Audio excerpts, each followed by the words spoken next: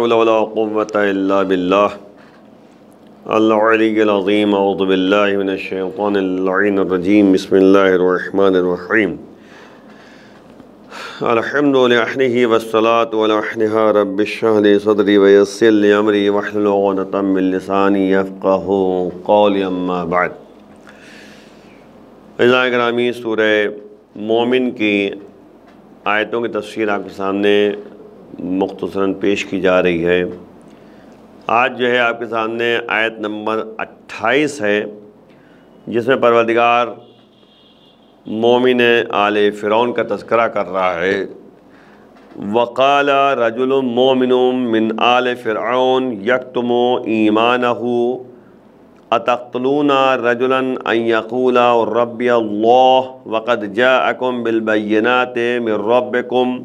وَإِن يَكُن كَاذِبًا فَعَلَيْهِ كِذْبُهُ وَإِن يَكُن صَادِقًا يُصِبْكُم بَعْضُ الَّذِي يَعِدُكُمْ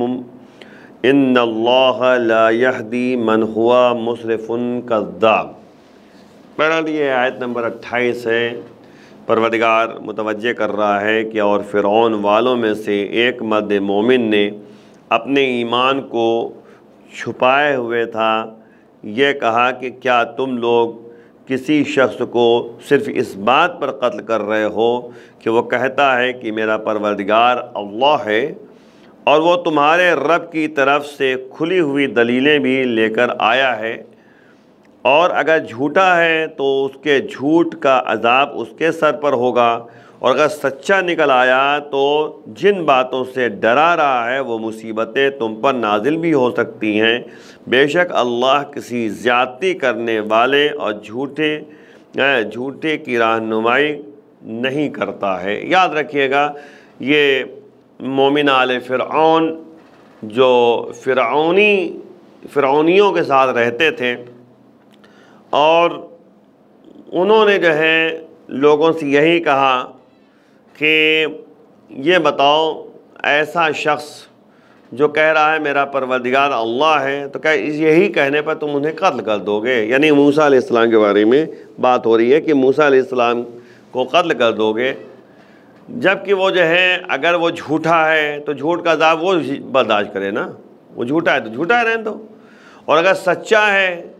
تو پھر جو کچھ وہ بیان کر رہا ہے وہ تم پر عذاب نازل ہونے والا ہے، تم پریشان ہو جاؤ گے۔ پھر یاد رکھیے کہ یہ آیت ہے، آیت کریمہ پکار کر اعلان کر رہی ہے کہ نمائندہ پروردگار کے تحفظ کے لیے اپنے ایمان کو مخفی رکھنا اور اس کا اظہار نہ کرنا، جسے زبان شریعت میں تقیہ کہا جاتا ہے، ایک قابل تعریف عمل ہے۔ انسان کو مالک کائنات کی نظر میں قابل تعریف اور توصیف بنا دیتا ہے۔ یاد رکھیے گا کہ نبی کو یعنی محفوظ رکھنے کے لیے نبی کو لوگ قتل نہ کریں، تو یہ بہرحال فرعونیوں کے درمیان رہتے تھے مومن آل فرعون، اور وہ جو ہے باقاعدہ ان سے کہتے تھے کہ صرف ایک نے کہا اللہ ربی ربی اللہ، میرا پروردگار اللہ ہے، تو اس میں خود قتل کر دو گے۔ یعنی ایمان کو چھپائے ہوئے ہیں، تقیہ کیے ہوئے ہیں، اور ایک نمائندہ خدا کی حفاظت کے لیے قدم آگے بڑھا رہا ہے۔ اب بعض مسلمانوں کا تقیہ پر اعتراض بھی کرتے ہیں، بعض لوگ اعتراض کرتے ہیں، ارے بندے خدا، تقیہ تو کہتے کہ بہت سے لوگوں نے کیا تھا، اور اسے حق کی پردہ پوشی کا نام دے کر اس کے خلاف طرح طرح کی آوازیں اٹھانا ایک انتہائی حیرت انگیز عمل ہے، تعجب خیز عمل ہے، جو سراسر صراحت قرآن کے برخلاف ہیں۔ آپ دیکھیں، قرآن نے متوجہ کیا کہ ایک مومن آل فرعون جو ہے اپنے ایمان کو، اپنے عقیدے کو اس نے پوشیدہ رکھا تھا، کتمان کیا تھا، چھپا کے رکھا تھا، اور وہ جو ہے نمائندہ خدا کی حفاظت کے لیے آگے بڑھتا تھا۔ کسی چیز کے حق اور صدق ہونے کے معنی یہ نہیں ہے کہ اس کا اعلان کیا جائے اور اسے بہر صورت منظر عام پر لایا جائے کہ اس کی پردہ پوشی اور اس کا مخفی رکھنا حرام و جرم ہو جائے، ایسا تو ہی نہ ہے۔ بھائی دیکھیں، کبھی کبھی مصلحتاً کچھ کام کرنا پڑتا ہے، بہت سی باتوں کو جو ہے اپنے یعنی ہمیں اس کو مصلحت کی بنیاد پر چھپا کے رکھنا ہوگا، اس کے مطابق عمل کرنا ہوگا۔ حق کا مطلب صرف یہ ہے کہ اسے حق تسلیم کیا جائے، مانا جائے کہ یہ حق ہے، اور جہاں اس کے اظہار کی ضرورت ہو وہاں اس کی پردہ پوشی نہ کیا جائے۔ جس طرح کفار مشرکین کو پیغمبر اسلام کے بارے میں تمام حقائق کا علم تھا اور وہ ان کی پردہ پوشی کرتے تھے، ہے نا، تاکہ دنیا پر یہ حقائق عام نہ ہو سکیں، ورنہ سب حلقہ بے گوش بے اسلام یعنی اسلام کے دائرے میں آ جائیں گے، ہے نا، ہو جائیں گے، اور ہمارے آبائی دین اور مذہب کا کوئی نام و نشان نہ رہ جائے گا۔ آپ دیکھیں تاریخ کا مطالعہ اگر آپ کیجئے، ابو جہل، ابو لہب، یہ مغیرہ، یہ سب جو ہے نبی کی حقیقت کو جانتے تھے، حقانیت کو پہچانتے تھے کہ بھائی ظاہر بات ہے نبی جو ہے اسلام جو ہے اسلام نبی لے کر آئے ہیں، اور اس کے بعد جو ہے یعنی تبلیغ احکام الہیہ کر رہے ہیں، اللہ کے پیغام کو پہنچا رہے ہیں، کہہ رہے ہیں لا الہ الا اللہ کو کامیاب ہو جاؤ گے، میں رسول خدا ہوں، ہے نا۔ تو یہ سب یہ جانتے تھا، ابو جہل بھی جانتا تھا، ابو لہب بھی جانتا تھا، ہے نا، اور اسی طریقے سے جو ہے مغیرہ بھی، سب جتنے بھی جو ہے کفار مشرکین میں افراد تھے وہ سب جانتے تھے نبی کے بارے میں، لیکن پردہ پوشی کرتے تھے، سب کے سامنے حقائق کو عیاں نہیں کرتے تھے، جس سے کہتے کہیں ایسا نہ ہو کہ ان کی جو ہے دکان جو چل رہی ہے وہ ٹھپ نہ ہو جائے۔ ظاہر سی بات ہے کہ ہر کوئی جو ہے اپنے اپنے ایک دکان بنا کے رکھے ہوئے تھا، تو اس لیے ہر آدمی یہ چاہتا تھا کہ یعنی ان کی حقیقت جو ہے سب کے سامنے روشن نہ ہو۔ اور یہی آپ دیکھیے کہ دل کے گہرائیوں سے جو ہے اگر آپ غور کریں تو دیکھیں گے کہ تاریخ میں یہ بھی پایا جاتا ہے کہ یہ سب افراد جو ہے نبی کے گھر کے اطراف میں رات کے سناٹے میں چلے جاتے تھے اندھیرا کا فائدہ اٹھا کر، اور نبی کی قرآن کی تلاوت کی آواز جو ہے سنتے رہتے تھے۔ دن میں تو سب کو منع کرتے تھے کہ بھائی کوئی نبی کی بات نہ سنے، قرآن کی باتیں نہ سنے، لیکن خود جو ہے ان کو اتنی دلچسپی تھی، یعنی اتنا وہ یعنی اس کو اچھا لگتا تھا کہ وہ نبی کی یعنی قرآن کی آواز جو ہے، تلاوت قرآن کی آواز جو ہے وہ سننے کے لیے نبی کے گھر کے اطراف میں جمع ہو جاتے تھے، اور جیسے ہی جو ہے صبح نمودار ہوتا تھا سب اپنے اپنے کام کے لیے چلے جاتے تھے۔ اور جب کبھی کبھی ایسا بھی ہوا ہے کہ جیسے اجالا ہونے لگا ایک دوسرے کو پہچان گئے، بھئی تم کیسے؟ انہوں نے کہا تم کیسے؟ انہوں نے کہا تم کیسے؟ ارے بھائی آ گئے تھے، اچھا پھر کل سے نہیں آنا، ہے نا، یعنی کل سے نہیں آنا یہ کہہ دیا جاتا تھا، پھر جو ہے پتہ لگا رات کے سناٹے میں سب اکٹھا ہو گئے۔ تو یعنی یہ حقیقت جانتے تھے نبی کی حقیقت کو، لیکن لوگوں کے درمیان عیاں نہیں کرتے تھے، روشن نہیں کرتے تھے، تاکہ جو ہے کہیں ایسا نہ ہو کہ یہ یعنی نبی کے ماننے والوں میں سے ہو جائیں، نبی کی بات کو قبول کر لیں، ہماری دکان نہ چلے۔ تو یعنی مین پوائنٹ ہوتا ہے کبھی کبھی جو ہے حق کی مخالفت جو ہے وہ اپنی دکان نہ چلنے کی بنیاد پر ہوتا ہے کہ کہیں ایسا نہ ہو کہ ہماری دکان جو ہے ٹھپ ہو جائے۔ تو آپ غور کریں اس طرح کے افراد، اور اسی لیے آپ دیکھیے جب کوئی جو ہے مکے کے باہر کا شخص ہوتا تھا، باہر سے آتا تھا، تو سب کو مقرر کر دیا گیا تھا کہ بھیا تم اس کو جو ہے سمجھا دینا۔ تو بہرحال نبی کے متعلق جو ہے سمجھا دیتے تھے، یہ لوگ کہتے تھے کہ دیکھو وہ اس سے بات نہ کرنا، وہ جادوگر ہے، تم ایک کام کرو روئی جو ہے اپنے کان میں ٹھونس لو تاکہ اس کی بات نہ سن سکو۔ اب آپ غور کیجئے اس طرح کے حالات جو ہے پیدا ہو گئے تھے، خود ابو جہل جانتا تھا کہ یعنی یہ حق پر ہے یا کیا ہے، لیکن بہرحال ابو جہل جو ہے اپنی ہٹ دھرمی، اپنی لجاجت، اپنی مخالفت اور اپنی انا کی بنیاد پر جو ہے وہ اسلام کی طرف راغب نہیں ہوا ہے، اور نتیجے میں جو ہے اپنی دولت، اپنی حکومت اور اپنا اقتدار، اپنی شہرت، اپنی یعنی عزت کے بنیاد پر جو ہے وہ چاہ رہا تھا کہ ہم اسلام قبول نہ کریں، اسلام کو نہ مانیں۔ تو بہرحال جو کہتے ہیں کہ وہ افراد کیا کہتے تھے، لوگوں کو روئی دے دیتے تھے کہ بھائی کان میں لگا لو، اب جب کان میں روئی لگا لو گے تو کسی کی بات نہیں سنو گے، نبی کی بات نہیں سنو گے۔ تو بہرحال یہ تمام باتیں جو ہیں ہمارے سامنے تاریخ میں موجود ہے، یعنی یہ سوچتے تھے کہ ہمارے آبائی دین اور مذہب جو ہے اس کا کوئی نام نشان باقی نہیں رہ پائے گا۔ تقیہ کرنے والے انسان کو رجل مومن سے تعبیر کیا گیا۔ غور کیجئے گا آپ، رجل مومن کا ہے، ایک مرد جو مومن ہے، تقیہ کرنے والے، ہے نا، تعبیر کرنا اس امر کی علامت ہے کہ تقیہ نہ خلاف ایمان ہے اور نہ خلاف مردانگی ہے، رجل کہا گیا نا۔ اور اسے نہ کفر کہا جا سکتا ہے اور نہ بزدلی کہا سکتا ہے، کیونکہ رجل مومن کہا ہے نا اللہ نے، اور اس کی عظمت اور ضرورت سے وہ سب باخبر ہیں جنہیں حق اور اہل حق کے تحفظ کا خیال ہوتا ہے۔ وہ سمجھتے ہیں کہ ہمیں حق کی جو ہے کس طرح حفاظت کرنی ہے، اور وہ جو ہے اس راہ میں جذبات و احساسات کی قربانی دینا جانتے ہیں، لیکن بہرحال یعنی مصلحتاً جو ہے تمام کام کو انجام دیا جاتا تھا تاکہ جو ہے حق بھی باقی رہے اور حق شناس بھی جو ہے باقی رہے، اس کو بہر مصلحتاً جو ہے چھپایا جاتا تھا کبھی کبھی جو ہے، اور اسی لیے آپ دیکھیں مومن آل فرعون نے اپنا ایمان جو ہے چھپا رکھا تھا، اور اسی یعنی مخفیانہ طور پہ جو ہے تبلیغ بھی کرتے تھے، اور زائدہ مومن کو جناب موسیٰ علیہ السلام کی حفاظت کے لیے جو ہے باقاعدہ انہوں نے جو ہے یعنی محنت کی اور زحمتیں اٹھائیں۔ رجل مومن،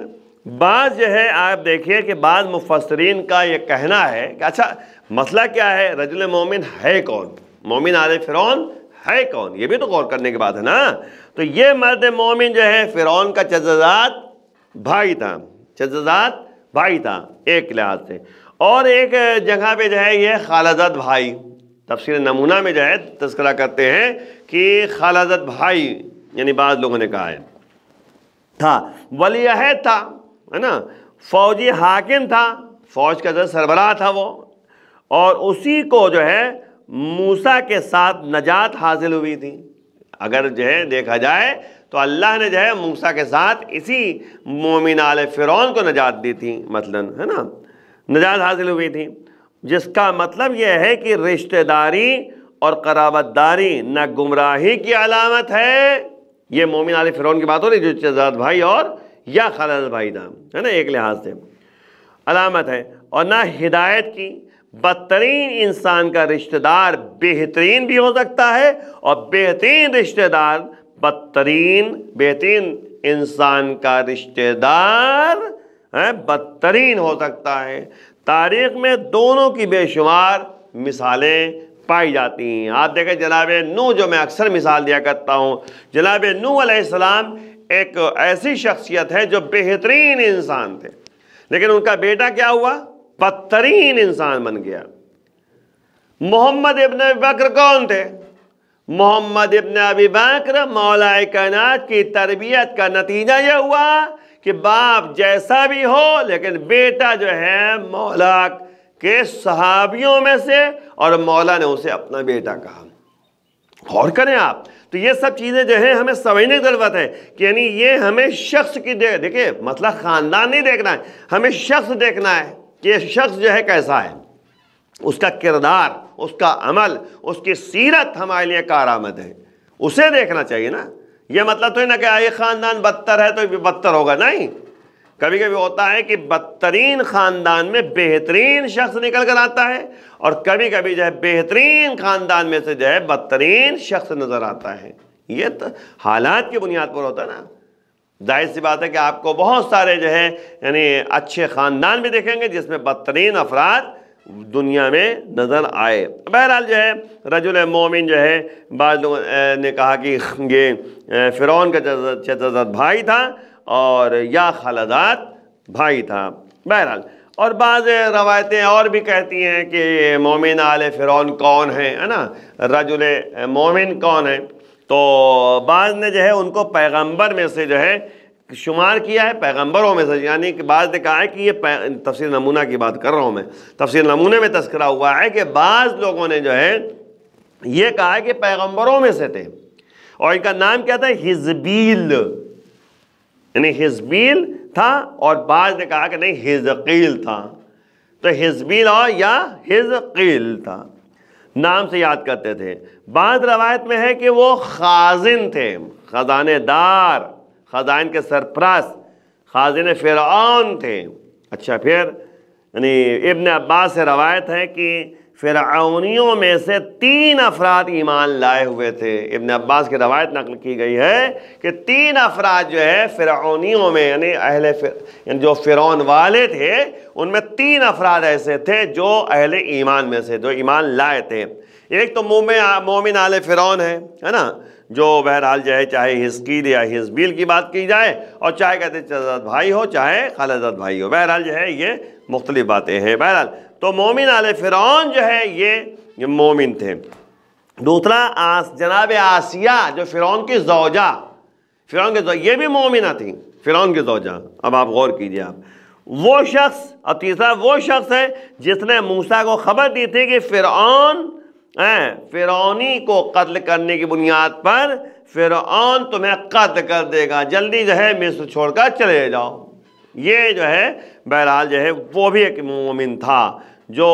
یعنی اپنے ایمان کو کتمان کیے ہوئے تھا، چھپا کے رکھے ہوئے تھا۔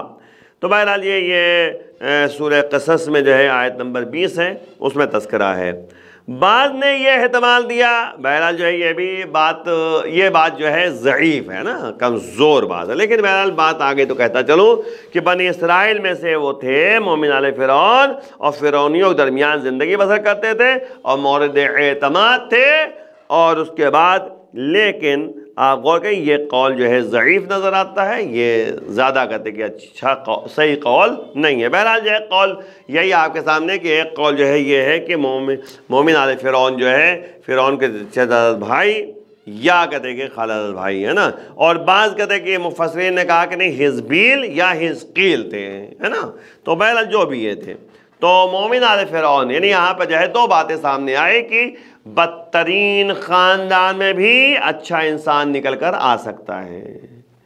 اور ظاہر سی بات ہے کہ فرعون جو کہ اپنے کو بہت بڑا یعنی حاکم اور وہ کہتا تھا، تو ان کے درمیان رہ کر تقیہ کیا تھا۔ تقیہ مانے اپنی بات کا اظہار نہ کرنا اللہ کی بارگاہ میں رہ کر۔ بہرحال یہ کہتا ہے اللہ بہتر جانتا ہے۔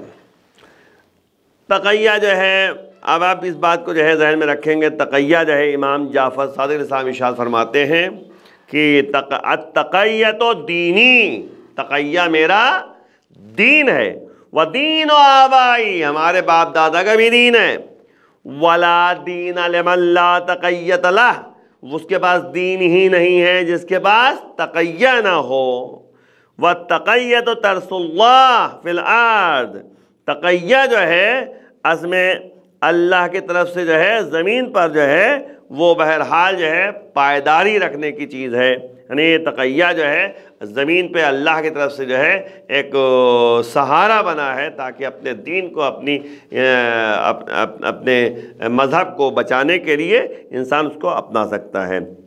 کیوں؟ لأن مؤمن آل فرعون لو اظہر الاسلام لقتل،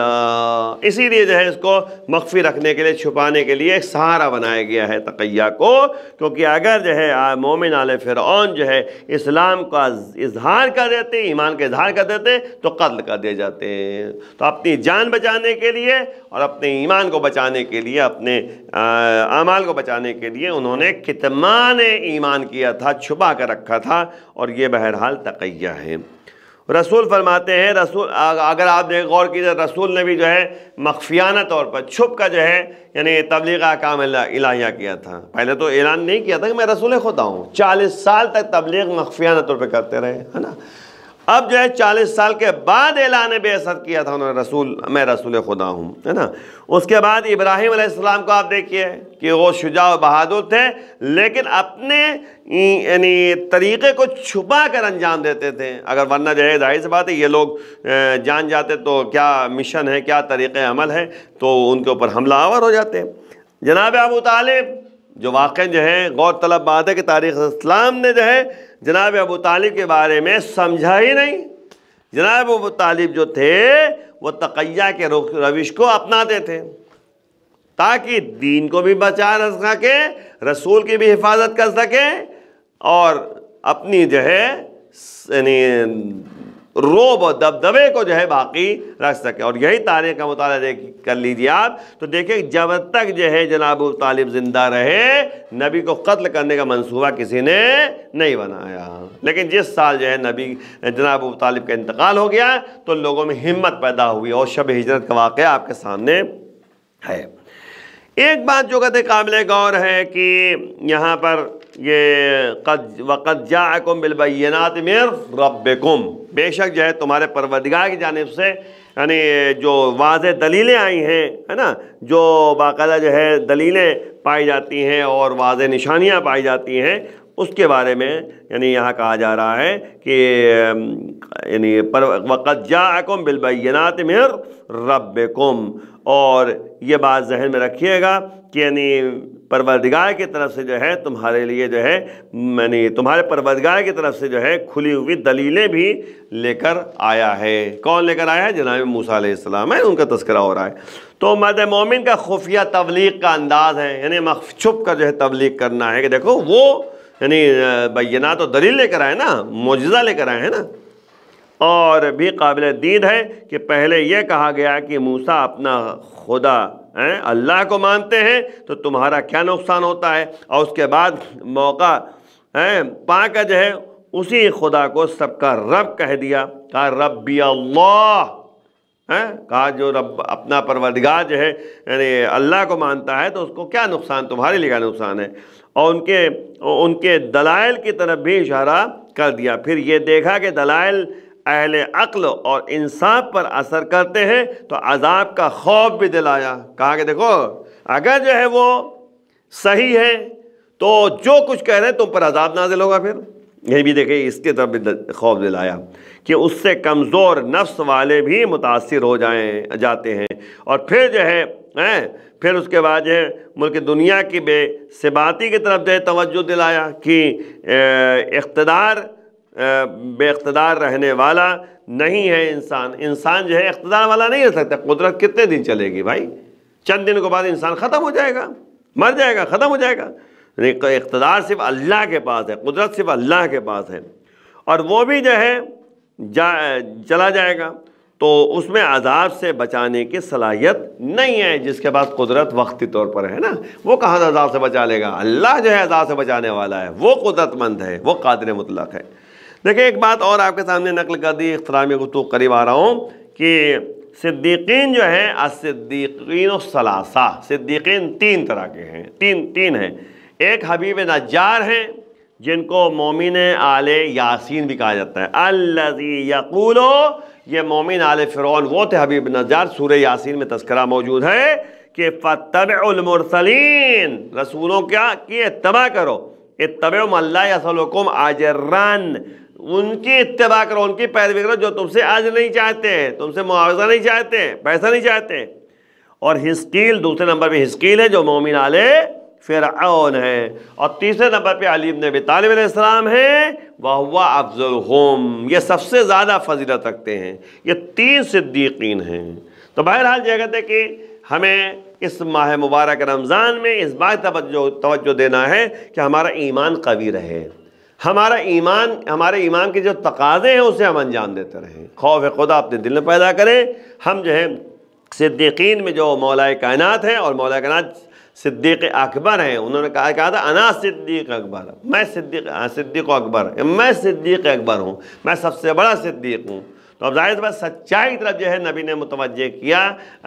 اور علی نے متوجہ کیا، تو ہم جو ہے علی کی صداقت کو پیش نظر رکھتے ہوئے عمل انجام دیں۔ اور ظاہر سی بات ہے ماہ مبارک رمضان چل رہا ہے اور اس میں جو ہے اعمال بھی پائے جاتے ہیں، تو 13، 14، 15 یہ ذہن میں رکھ لیجئے گا کہ 13 رمضان اور 14 رمضان اور 15 رمضان، یہ 3 دن جو ہے ایام 20 ہے،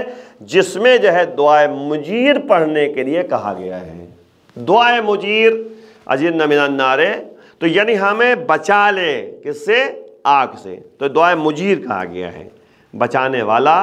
آگ سے دور رکھنے والا۔ تو ہمیں دعائے مجیر پڑھنے کے لیے کہا گیا کہ 3 دن لگاتار آپ پڑھیں، 13، 14 اور 15 رمضان مبارک۔ تو اس کا بھی دھیان آپ رکھیے گا۔ اور دوسری بات یہ ہے کہ اس کا فائدہ کیا ہے مجیر کا؟ دعائے مجیر کا فائدہ یہ ہے کہ گناہوں کی معافی ہے۔ اب گناہ کے بارے میں یہاں تک روایتوں موجود ہے کہ چاہے درخت کے پتوں کے اتنے ہوں، ہے نا، تب بھی جائے، یا ریت کی طرح ہوں، جو ریت ہوتے ہیں ان کی طرح ہو، تب بھی جگہ معاف کر دی جائیں گے۔ تو مطلب کہنے کا یہ ہے کہ ہمیں اس بات کا دھیان رکھنا ہے کہ ماہ مبارک رمضان معافی کا مہینہ ہے، توبہ و مغفرت کا مہینہ ہے، ہم اللہ سے معافی طلب کریں۔ تو یہ دعائے مجیر کے ذریعے جو ہے ہمارے گناہوں کی معافی ہو جائے گی، ایک بات۔ دوسرا جو ہے روزے میں برکت ہوگی، پریشانیاں دور ہوں گی، بیماروں کو شفا ملے گی، یہ سب فائدے جو ہے، بہت سارے فائدے جو ہے دنیاوی اور اخروی دعائے مجیر کے ذریعے ہیں۔ تو ہمیں پڑھنا بھی ہے اور سمجھنا بھی ہے اور اللہ کی بارگاہ میں یعنی گڑ گڑانا بھی ہے، دعا کی معافی طلب کرنا اور گناہوں کی معافی طلب کرنا ہے، دعا مانگنا ہے، دعا اللہ قبول کرنے والا ہے۔ آخر بارگاہ میں دعا کہ پروردگار ہمیں اس راستے پہ جس میں تیری مرضی شامل حال ہو جائے۔ ایک سوال جو میں عام طور پہ جو ہے آپ سے اعلان کر رہا ہوں، اور 10 رمضان مبارک سے جو ہے یہ سلسلہ چل رہا ہے، تو ایک سوال جو ہے آپ کے سامنے اسی سلسلے میں کر دیا جائے کہ نبی نے جو کہا ہے کہ 3 صدیقین ہیں تو ان کے نام کیا ہیں؟ 3 صدیقین کے نام بتانا ہے آپ کو۔ امام کے آوان سالمی شمار فرما پروردگار، امام کے ظہور میں تعجیل فرما۔ وآخر دعوانا الحمدللہ رب العالمین، والسلام علیکم ورحمۃ اللہ وبرکاتہ۔